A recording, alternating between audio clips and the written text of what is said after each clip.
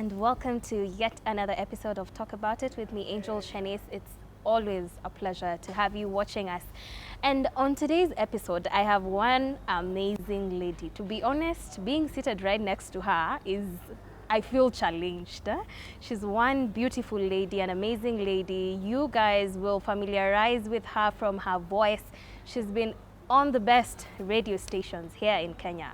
But I don't want to give you all the details. I'll let her do the talking herself. Welcome to the show. Thank you. Madam Annitah Raey. Madam is a bad name. What do you mean? I would say Madam Yaskarijela.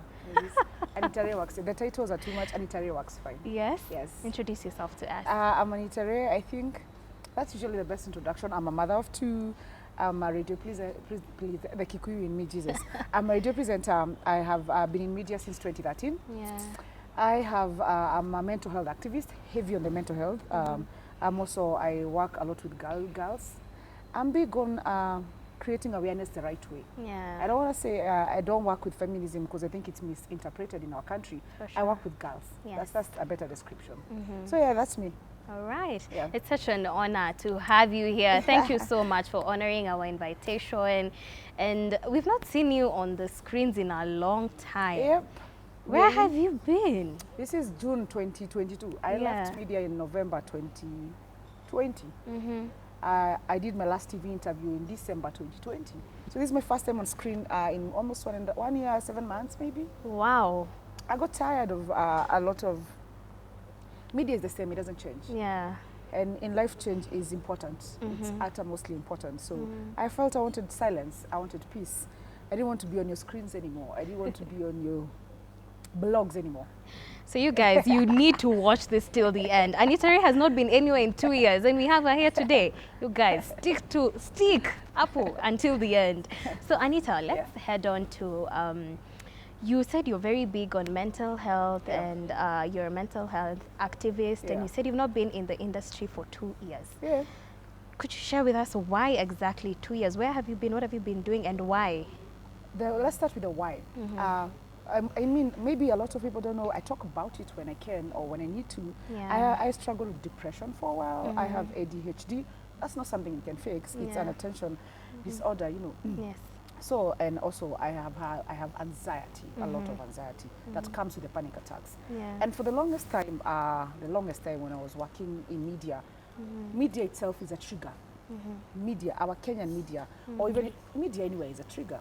Because you see, triggers are usually strain, stress, of expectation. Our media is, I don't want to say it's bad because I am media.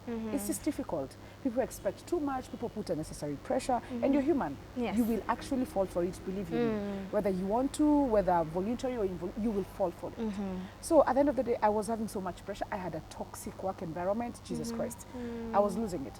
In a span of 2 years, I had 3 mental breakdowns. Like I couldn't hack. Yeah. I couldn't sleep for days. I was always anxious.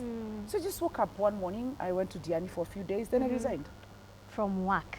Nobody saw it coming. Nobody thought I would resign. I had no definite reason to resign. But then I had complained about the same thing for 3 months. Yeah. Every morning I'm like, people, I don't need to cry to go to work. I'm tired. But people don't take you seriously until you do something. So I resigned. I told my director I'm tired.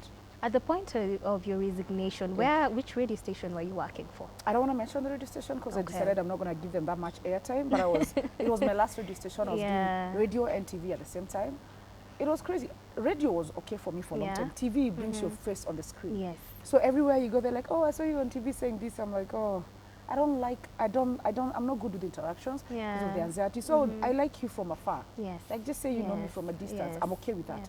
If it's social media, I respond to you. But in real life, I really don't like people being near me. But also you've worked with very top and some of the best radio stations, and you've hosted some of the best radio shows in Kenya.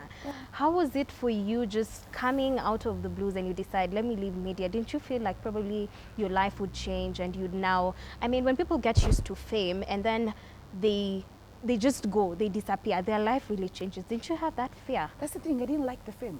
Oh, really? That's the one thing I really hate about my job or hated about media. I love being on air. I like having conversations on air. I love impacting lives. I love visiting people as a presenter and talking to them, but I don't want to be famous. Yeah. Like, I don't think people get that about me. I really, really don't like the fame. Like, I don't want to go into a club and rest, and please don't say my name for heaven's sake. Like, I really don't like it. Yeah. So for me, getting away from the fame was one of the best things I did. Like, I left. It was quiet. There's no these weird calls, I need an interview. I left. Like you I said, left the all pressure was chaos. too much. I left the noise. I left the celebrity status your people wanted. Why do people really want to be famous? It's irritating. It's really, you have no life. Like, people feel like they own your life. They're entitled to your life. Annitah, why are you in a job? You don't have a car. Annitah, why are you dressed like this? You're a celebrity. No. People expect you to live a certain life That they that can't you live don't anyway. even want. Yes, they can't even live themselves. People project their expectations, their failures, what they need, what they desire, they project it on you. Yeah. So if I think Annitah should be looking like a petite girl model, wearing heels and shit, you want me to be that, but that's not who I am. Yeah. I wish people could respect the fact I give you my voice on a daily. Just enjoy the voice. Yes. I give you content on a daily. Enjoy the content. Allow me to be myself. Let me when have my I'm- own life yes, my aside. own. But it's Yes. hard. It's a thin line. Cardi B the other day had a very serious mental breakdown, and she was like, she cried on her live, and she was like, fame is the worst thing that can happen to you. Yes. Because you can never be yourself anymore. And you can never go back. Once you're famous, it's done. There's And when no you're being going yourself, back. people will be like, you're hiding. You're not hiding. You're not You just want hiding. your own space, and people just don't get it. So I got tired. I just woke up. It was on a Wednesday, and I was like, you know what? That's it. I'm But done. hey, Mimi, people, you will not be telling me what I'm going to wear. You will not be telling me how I'm going to talk. You be telling me I can't cuss on my social media. It's my social media. I cuss your in real life. Why can't I cuss on my social media? KOT will not have Don't anything cuss. on you. You're a, Kwanzaa, me, the one thing that I hated the most, you're a role model. Hell no. I am nobody's role model other than my children's, honestly speaking. I am not your role model. You go raise your kids, be their role models. Don't ask me to role model for anybody. I am here trying to figure out life that has no manual and making amazing mistakes and learning from them. I don't want to be your role model. Just learn from my mistakes. Leave me alone. Yes. So I just left. People are like, oh, you're going to be back. Radio is the love of my life. Yes. I would do radio anywhere, anyhow, anyway. Would you want to go back at I any point would. now? I don't have It's a been problem. 2 years. Yeah, I would. I would Yeah? go back to radio, believe in me. But under my own terms. So I left. Went, stayed in Turkana for a whole year. People were like, Annitah, you better have a bloody Turkana good Annitah, reason. why? Menaka Geni asked me on phone, explain to me in diagrams and in a way I can understand. Like Kikuyu. Whenever I need Turkana, what are you doing in Turkana? Why Turkana of all? There's 47 counties, Annitah. Why Turkana? One, it's the end of the world. You're too lazy to find me there. Number two, it's a quiet. Turkana people knew who I am. I was so shocked. Wow. I was extremely shocked. That one was a shocker. When you thought you were escaping people, you found people. Then I was like, oh Lord, are you kidding me right now? And that was a very important reminder of I'll always be Annitah Raey. No matter where I run away That to. will never change. Yeah, that can change. And I had to accept that somehow. Very difficult pill to swallow. I'll always be Annitah Raey. I'll not be, my real name is Hannah. I'm not going to be Hannah at any one point. Annitah Raey is who I am. I will always be that. But then they respected the fact that I wanted silence. Yeah. I stayed in Turkana where people never got involved in my personal life. I could wake up and go to work in shorts. I could just be me. You got to live your life without Yes. anybody telling you what to do, be a role model. You had your own life to live. And in Turkana, I drew very serious boundaries. Like, I don't care if you think you know me, you don't. You know a Twitter handle, you know an Instagram handle, you know her handle. Don't tell me you know me. Don't interfere with my life. Yeah, so and it was quiet. Turkana was quiet. I used to live 45 minutes from Lake Turkana. You can spend your evenings at the lake. You can wake up and go to the lake. Turkana was quiet. You enjoyed it. I loved it. Wow. I loved Turkana. Was my biggest break and my biggest lesson. Very important lesson. Yeah. I needed Turkana. I needed Turkana. So at least it gave you a break from, you said you had 3 mental breakdowns. Yeah, 2 years. So it came in as a very good space for you to relax and get your mind back. Yeah. So speaking of the mental breakouts, and you said you had been facing depression for a while, Annitah. What led to that? Childhood trauma, sexual abuse in the past, bad marriage, not dealing with things. I don't like dealing. Okay, let's say Kitambo hated dealing with anything. So no matter how much you hurt me or break me, I'll just store it somewhere in a box. Maybe I'll deal with it later. I'm good at that.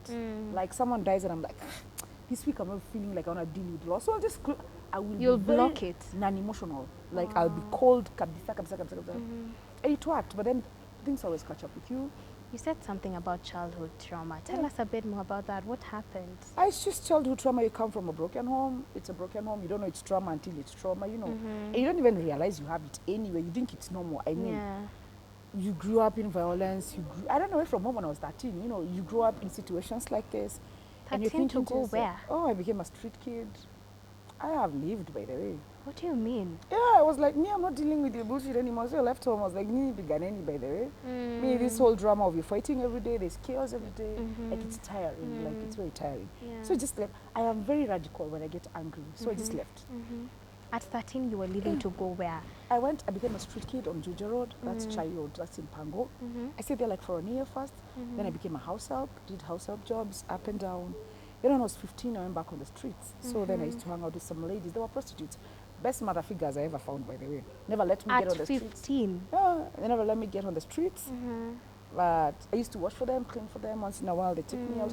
I have a big body, so nobody thought I was 15. But then they looked at me, they're like, you're a child. You're young, yeah. You're a child. So they thought they could see you're young, but they embraced you. Yeah, and took care of me until I got sexually assaulted, March 2005.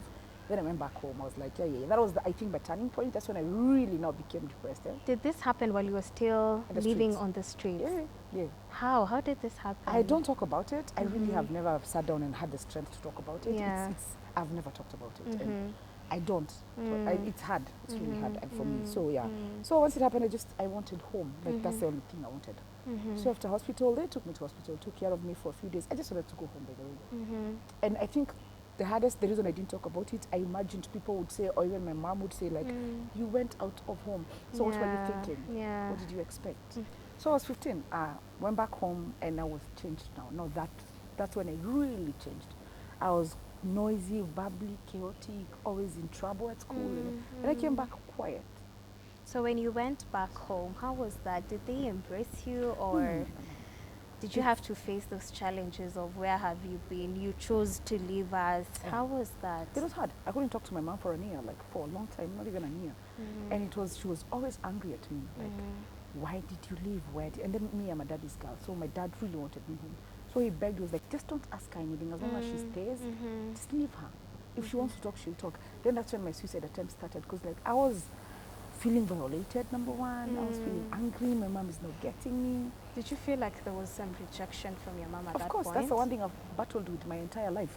Like, I felt like if she really, my mom made me feel like she didn't want me for a very long time. So I had a problem even wanting myself. That has been my biggest challenge, like literally my biggest challenge. Accepting yourself. Yeah, because I felt like she didn't.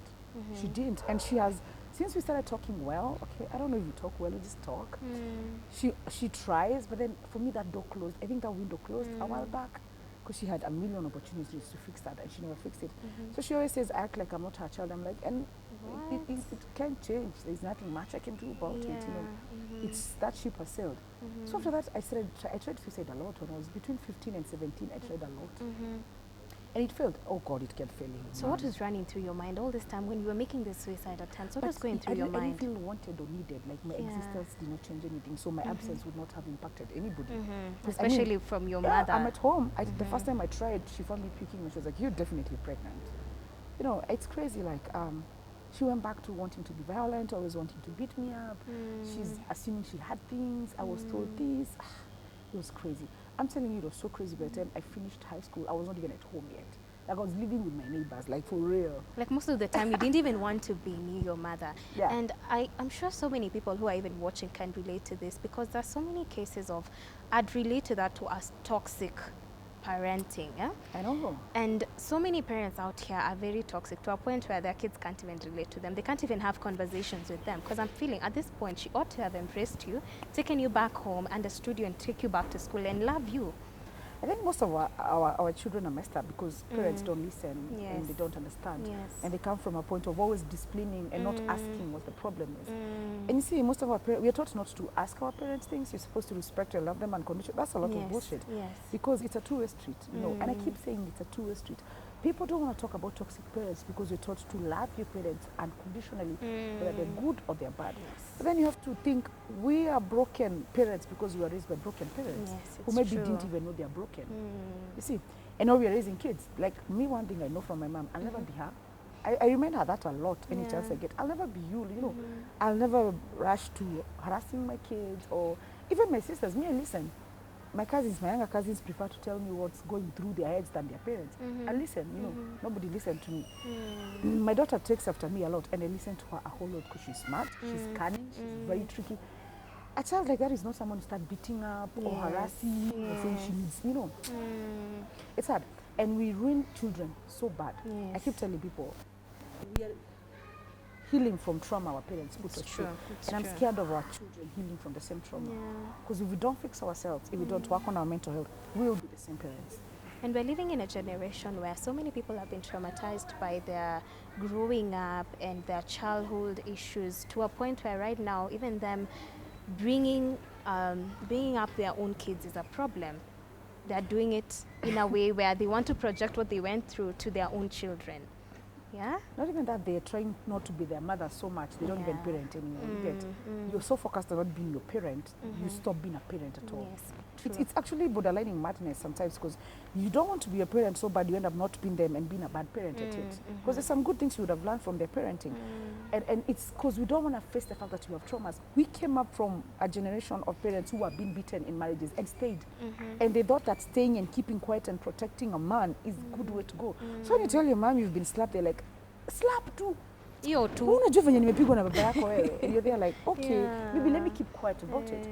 A man cheats or a man mistreats you, brings a woman home, and your mother's like, guy, unajua babako kuna watoto wangapi nje?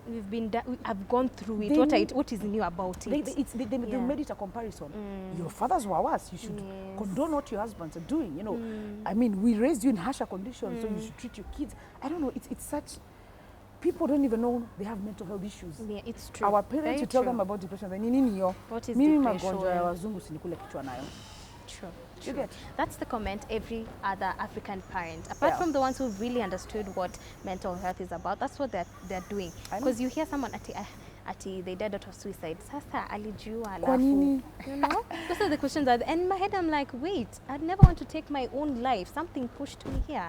A friend of ours committed suicide mid-April. It's a close friend of mine, very close friend of mine. And he took a toll on me heavily. I didn't even think it would take a toll that much, but it took a toll on me because there was nothing humanly possible we would have done to avoid that. We tried. Of course. So one of my other friends says, mtu anajua ni mjinga sana. Mimi ningejua jamani ningemvuja. I got so pissed at that guy, so pissed. And I told him never ever discuss mental health, ever.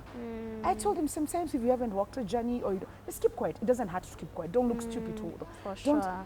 Because people don't understand. Sometimes, actually, I think suicide is so, it takes a lot of strength for anyone to take their own life. A lot of strength for anyone to take their own life. A lot of strength. So for someone to actually get to that and actualize it and do it, I'm not encouraging it, but it's a lot of strength and a lot of willpower and a lot of tiredness, and you just don't want to exist. So by the time someone gets that, believe me, they have looked for help, they've tried to seek attention, you're ignoring it, you're assuming it, they're at the end. That's the ultimate end, you know, it's the end for them. So most people don't understand mental health, they don't know mental health, they have not dealt with mental health, and they refuse to learn. It's the ignorance of, I don't want to know more about it, I don't want to learn about it, I don't want to get involved in it. And believe me when I tell you, in every home at the moment, someone is struggling with mental health. Every single home right now in Kenya, someone is struggling with mental health. Take it to the bank. Lazima kuna mtu ana struggle. It's true, because there's so many issues that are going on, and as Africans, we opt to be quiet about them instead of speaking out, you know? So Annitah, going back to your story, you said between 15 and 17 you tried to commit suicide severally. So at what point did you feel, no, by the way, I have a purpose, there's a reason why I'm alive? What was the changing point? Like, at what point did your thoughts change? I think I didn't change because I had a purpose. It just stopped. It felt too much. I got tired. You got tired. Now you felt, and yeah, it's like, I need to be here. Let me just do life. There's no eureka moment when you're trying to commit suicide. You're like, oh, the Lord spoke into. That's a lie. That's bullshit. I just tried, like, the 5th time I went to church and I told God, if this doesn't work, I'm tired. Let me just find something else to do with my life, because I can't keep doing things. And but then it becomes very irritating if it keeps failing. So when it failed, I was like, I went to church. I'm a Catholic. And I went to a church and I popped a lot of pills and I slept. I don't know if I passed out or slept. So I told God, if I wake up from this, I am never doing this shit again. It's tiring and you really don't want to. I don't want to by the way. What? So when I woke up, I'm sure I'm too funga church. I was like, I'm not dead. Are you kidding me right now? Annitah, you go to the point of actually doing it in church. That's the point. You like, you know, you're talking to your maker like, this is me and you one-on-one. Yes, If this shit doesn't yes. work, I am. Maybe that, for me, I was like, I'm not going to try it again. It's not working. And I let go of it for a very long time. I just, shit used to hit rock bottom and I tell myself, it didn't work. It's not going to work. It's not going to work. Like, it really won't work. I left school and I got married, I think a month after I left school. Why? At 17? I don't know. I think I wanted something different. It's just me. Do you feel at this point you were running away from Of course your I was. family? It was an exit route. Like, I would rather go fight with a man than fight with an entire family. It's tiring, you know. I'm just like, you know what? I've been fighting anyway my entire life. Why not go and pick another fight to fight? So it's like, what have I not conquered? Marriage. Let's do this. So I got married at 17. The guy was 10 years older. He was 27. It was a good and bad marriage. My marriage, I always say the good was really good and the bad was really bad. 4 years, 11 months, plus 5 years, yeah, married for 5 years. It was a marriage. It gave me a 13-year-old son, you know, I have a 13-year-old son now. Wow. So I don't regret my marriage. It was one of the most important things because it taught me a lot. It taught me so much. And then it broke me so much. There are things I still can't fix from that marriage. It broke me so much. I was too young. I think I was looking for a parent. As much as I was looking for a husband, I was looking for guidance. I was used to being so under people, like, you know, so I still wanted to be under someone, be told what to do, how to live. But then once I grew into myself, I'm aggressive, I'm bold. I always know what I want. So I wanted different things. He wanted different things. It became extremely violent, very violent. It broke me down mentally, emotionally, physically now. At what point did your marriage become violent? 6 months into it, actually. That's the first time he slapped me. 6 months into the marriage, at the age of 17? No, then I had turned 18 now. Did you feel like that might have been the exit point, or you just felt, I can I humiliate grew up this? in a violent home. I was like, let's fight. I mean, so it was a normal thing for you, like you didn't see the big deal? I realized it's not okay to fight in marriage later, like 3 years into it, when you see other people who are married and then you talk to other people who are married. And then you're learning. I got into school, online school. I did managing networking. Then I am really interested in psychology. So you're taking online classes and you're understanding things. You're understanding your trauma. Maybe then I didn't know I was depressed. I thought maybe I'm just usually stressed. Or then I always have a problem with people leaving me. I always feel like my parents left me. They didn't care enough. They didn't worry enough. They're there, but I always feel like they already left. Yeah. So I wanted to know. I have issues with committing anyway. I don't stay. I actually don't stay. I think I don't know how to stay. So you try to understand yourself. You learn so much and you understand. I'm dealing with this trauma. I am staying here because I'm scared of being alone. I would rather stay with a bad person than be alone. Yes. That's a genuine fear of being alone. So yeah, later, no. So when I realized I don't want this, I was like, I want to change this. But you see, when you're so used to being in toxic places, you don't know how to live. It was so bad. I didn't like normal things. Like, I loved the chaos. I still love chaos somehow, honestly. I love the chaos. I love the fighting. When it's so good, you're like, hey, tumekuwa poa for a while. Really got joke sana for a while. So you'd rather pick a fight when it feels like it's like too 10 okay? Years ago. That was like 10 years ago. I used to be okay picking fights, creating chaos. If there's no trouble, I'll create the trouble. You get? That was my life. I was okay. I was so used to it. I didn't know there's another way to it. Yeah, to be honest.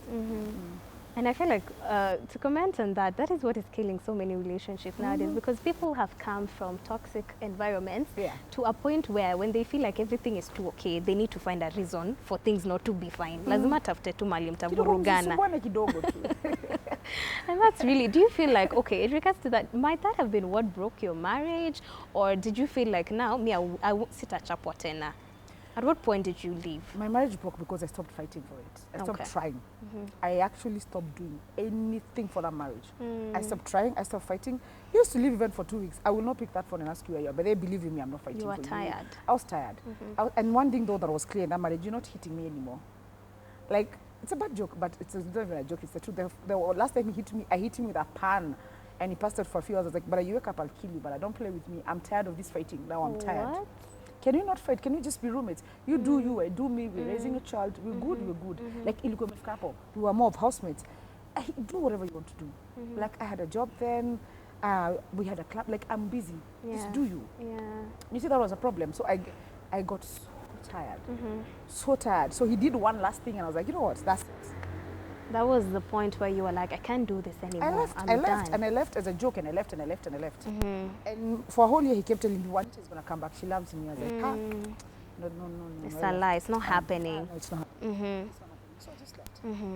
So Annitah, at that point from your marriage, now there's a child in the picture, and you're here as I'm assuming at this point, was he present in the child's life immediately after? Immediately after, actually, I left the child with him. Oh, really? I walked out and left everything, even my clothes. I came for my clothes after a month. I went and stayed with my auntie for a month. I didn't want anything. I didn't want to talk to anybody. I didn't want anything else. So when I left, I picked my kid later, stayed with my child for almost a year. Then I lost my job because I was working for an NGO and they left me back to it. So I'm jobless. I have not done college. So it's just a few online lessons here and there. So, looking for a job in Kenya can be crazy. And then it's when I wanted to get into media because I'm a good scriptwriter. I was going to the theater heavily.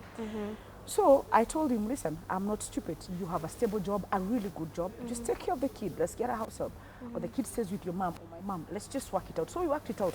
I got the kids on the weekends. He got the kids on the weekends. Like we had a good working. We were raising a child until when I refused to go back in 2013. When I got on radio and he was not happy. He was like, I don't want you on radio. I was like, but you can't control me being on radio. I don't know. It's just control issues. And he was like, I don't want you on radio. Media is terrible. You're going to become too crazy, as he says. I was like, but media should not change who I am. I've always been like this. It's just a job like any other, I mean. So we had to go to court in 2014, which didn't end so well because he was making so much more money than me. And he won the case because now I just got visitation. Okay. Yeah. So we let it go in 2014, visitation for a while. We used to make it so dramatic and chaotic. But now we're at a place where I took him back to court in 2019 because he said the craziness of I can go for 2 months without seeing my son. I was like, that's crazy. He's a grown-up. He's 10 years old. He really wants to see his mom. You can't argue about that. Yes. Yeah, so now we're good. We don't have any more arguments. I started fighting even with him. He actually, I'm sure if there's someone who wonders what happened to me, is him. He's going to sabotage me. He's be like, I know you're supposed to pick your son, but we're traveling. I'm like, okay. You do your thing. It's not going to affect. Why am I arguing? He's 13. He's going to call me. He wants to talk to me. Yeah. So we're at that point where my son is grown up.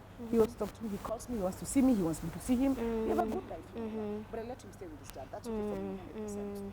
So Annitah, at this point now, after the NGO left and of course your marriage is broken at this point, at what point now did you get into media and where did you start? I was still with my auntie. My auntie is to media. She has something called Sauti za Mabinti. She works with artists a whole lot. So we went to Mbusi na Lion, Teke. They used to have a show at Rebecca then. Rebecca ilifungwa, by the way, shit, I'm old. So, we went there and we were arguing about relationships and I was so emotional and argued. And then the producer said, damn, you can make a really good radio presenter and you have a good voice. And in 2012, I had applied to get a radio. They never responded. Imagine never responding to that email. I keep telling him up to now, you owe me an email. So they tried me out. At first, I was doing it for free, like for 3 months. On Get a Radio. Yeah, late night show. It was fun. So we made such amazing content. After a while, they called us for mid-morning. I was like, I don't know if I'm going to do well during the day. I mean, I work well at night because people can see me. I like the hiding, the anonymous thing. People don't know it's me. Yes. They're like, try it. We'll still hide you. We won't show your picture and everything. For real, I hid my picture for a long time, by the way. Oh, really? Yeah, so you were just on air. People could know your voice, but they didn't know the face behind the voice. So I went to mid-morning. We had a good mid-morning show, Then things, management started changing it, Get a Radio. It was quite difficult. So I left in 2014. Then I came back in 2015. So I came back in 2015, but for the breakfast show. So I came in for the breakfast show, did breakfast till 2016, where I had my daughter. Then when I was in maternity leave, Milele FM poached me. Oh, wow. They poached me and I went to Milele Breakfasts. No, that was the biggest change of my entire career because you're coming from Get a Radio, it's Sheng, it's freelance, it's fun. Like Milele is so different. Get Radio and freestyle. It's easy, like Sunday morning, you can go to work in your shorts, then boom, you're thrown into a show where people wear suits in the morning. Yes. How was that? That transition must have been crazy. And I remember the first time I went, they said Hosusan on air. I was like, Hosu what? They said, I'm ruined, I'm going back to Get a Radio. Very fluent Swahili. I called Majimaji, I was like, Maji, I might just be coming back. He was like, he's joking. He was like, what is Hosusan? And Sintofahamu was like, what is this? But then I sat in for 3 weeks. And I remember the boss telling me, we don't want you to speak Swahili fluently. We just need you to bring you on board. The you that is easy. I was the youngest. I was 26. These guys are 40, 42.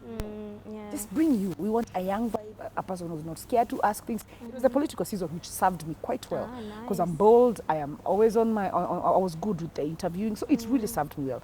But then I left Media Max because of sexual harassment because I went through that, and that's something I talked about a while back because While working at Media. Yeah, I was working for Millionaire Breakfast, and then that was 2016. The boss then was quite something, yeah. So it was really a tricky situation because after that we sorted it with the HR and sat down and talked about it, and I let it go, by the way, because I didn't want fights and everything. And weirdly enough, Radio Jambo was calling me. So I went, sat down with Radio Jambo, and they told me, we are giving you an empty slot, just create a show and create content. Wow. My biggest break in media was Radio Jambo. It was called Annitah Raey. Because then it was my own show. Yeah. It was named with me, you get. It was because, and I loved that show. It was 5 hours of radio. It was tiring because it's Monday to Friday, 5 hours. It's crazy hours, but I loved it. I gave it my heart and soul. That's what made me really big in the industry. Yeah, I used to do something called Deadbeat, where I called Deadbeat dads and make them accountable, and I shared.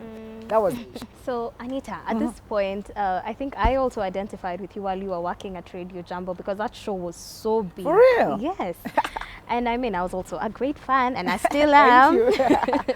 Thank you. So, at this point, you mentioned something. You don't like fame. You'd rather be behind the scenes. How was it when now the show became so big, and I'm sure at this point calls were coming left, right, and center? How did you deal with that? Hide in Where? broad daylight, everywhere. Hide.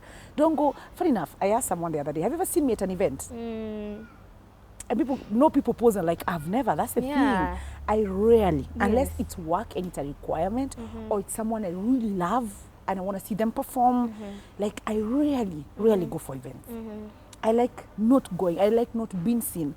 And Radio Jambo was good because as much as they put me out there on Pasho, on video, on everything, we were on YouTube, I still could afford to hide. Not everybody's on YouTube. I'm not on TV, you get. So people knew me. My inbox, of course, was crazy. People are calling you. People get your contact from someone. And I could control it because I didn't have to meet people in person. But then when I was at Radio Jambo, my life was very simple. Work home. If I want a party, at my comfort zone, maybe at home or my local where I know nobody's going to harass me, you know. I was very specific about where I go. Yeah. Annitah, let me ask you something. I'm getting a bit of an introvert, sort of. Yeah. Was that possibly affected by your childhood, how you grew up and whatever you went through, or it's just who you've always been? I don't think so. I'm comfortable with the people I know. You get? I'm not an introvert. Okay, I can stay in the house for a whole week watching series. That's the truth, though. That's the honest truth. I can. And believe me when I say it happens a lot. Like, I will say I'm on leave or even lie to you I'm not in the house. I'm in the house watching series the whole day, believe you me. I'm those people who you say, don't worry, cancelling plans with me. I'll jump into the couch with a duvet and switch You're on the very TV. easy with I'll that. be like, oh God. Me, I make dates and I'm here begging the Lord. May they cancel, you know. What? I swear, that's just me. But with my people, if I'm comfortable with you, I have had a problem always letting people in because I'm genuinely scared of people leaving. So I'm always like, why risk the leaving? Let me just keep you out in the first place. And also with my childhood, coming from such a difficult home, it's not like you let people in a lot. You always kept to yourself. I went to a private school. Also, you're growing up in a neighborhood where not everybody's going to a private, but I was the only one in a private school, and my friend called Annette. So we were like the black sheep, you know, like mkopeke yenyu. So it happened. I go to school, I am always, but I was genuinely smart. So you're looking like a black sheep all the time. The only time I fit in is when I became a rebel in school. That's when I fit in, because now I was a rebel, you're part of the squad. So did you become rebellious to fit in? I think so. I would not know. I was in high school. I felt like I wanted to belong. Who doesn't want to belong anyway? Of course, everyone does. Yeah, so I fit in the wrong squad. That's why I fit in the wrong squad. Me, I was expelled in 2 different schools. What do you mean by in the wrong school? Actually, what was going on? Drugs, selling weed in school, selling alcohol in school, Allah. Escaping school. At such a young age? Oh, trust me, very young age. Yeah, it was crazy. It was crazy. I tried everything. Like, I keep telling people, at 32, I have lived for 2 lifetimes. Yes. Like, at this point, if I retire and say, I want to get married and live in a mountain somewhere with someone I don't know that well, who might turn out to be a serial killer after 10 years, I don't have a problem with it. Yeah. You've done it all already. I have done it all. I've lived, I've partied, I've done everything. I mean, of course, there's more to do in life, like travel. Because I want to travel so much because I feel like in Kenya I've tried everything, you know, and I don't know, I want something different right now in life. Okay, not that I keep joking about getting married, not that it's a priority, but I do want to travel, though, more than anything. I want to travel, yeah. So you wouldn't mind getting married again? I wouldn't. I wouldn't. It's at some point I will get married again. Yeah. I joke and tell my friends, I would do a wedding for the divorce part, because I mean, I'm not for white weddings and shit, but I do not have a problem getting married. Yeah. So someone somewhere, maybe, one day, tutapataka invitation? No, I'm tapata. Allah. Why would I risk getting married in public? Have you seen my record? The record is too bad enough. People imagine they know me.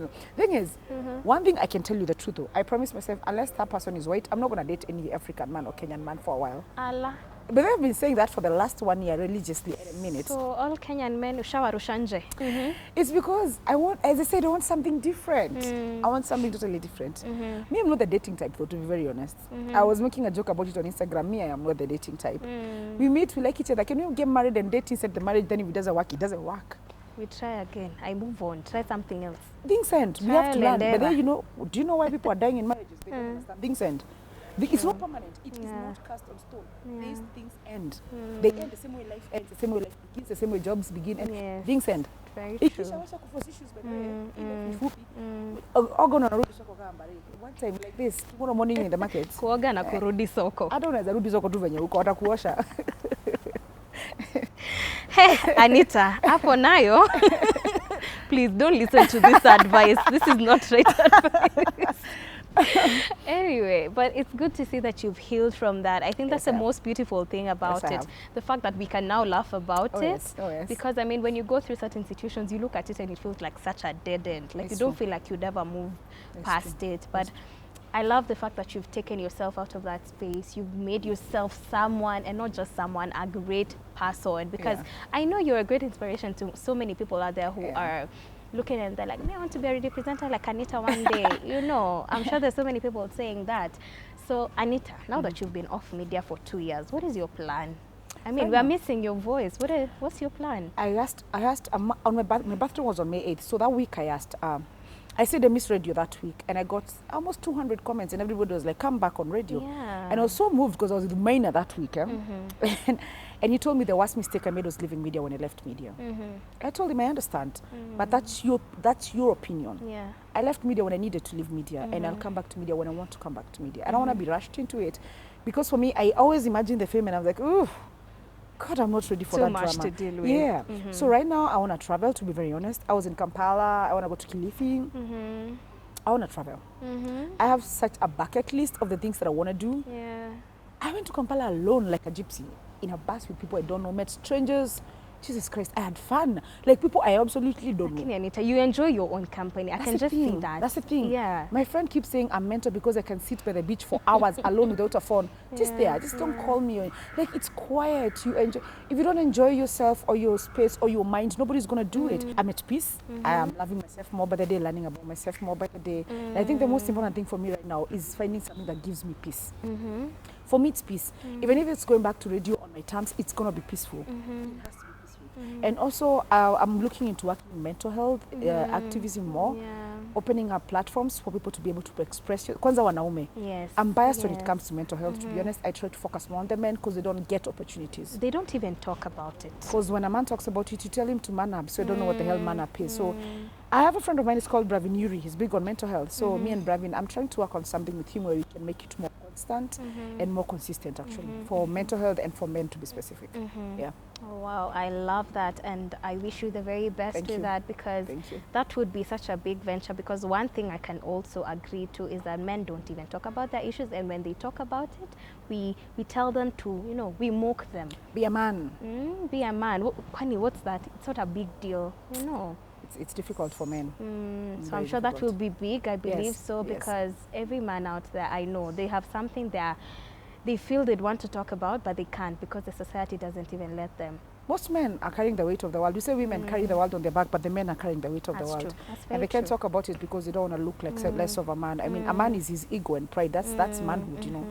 So if you take that away, if you mock them, if you make them feel inferior, if you make them feel less, it doesn't work well for a man, you know. So I hope we can help the men. And I hope they want to be helped, because this generation of men, ones are the ones on Twitter, sometimes they make me wonder, do they even really need it? But anyway, you help those who want to be helped at the end of the day. That's very true. Very, very true. All right, Annitah, that's amazing. And I love what you're doing. And above all things, I must say, I'm so proud of you, and so proud of the woman you've become. I mean, based on what you went through, you didn't corner yourself. You made yourself. You became a voice. Let me say that. And I know it has changed people, and it will continue to. And I know everybody who's going to watch this, one way or the other, they've probably gone through something that you've also gone through. And please, it's not the end for you. Annitah went through some of the worst things. And I mean, we've had her on some of the best radio stations. Yep.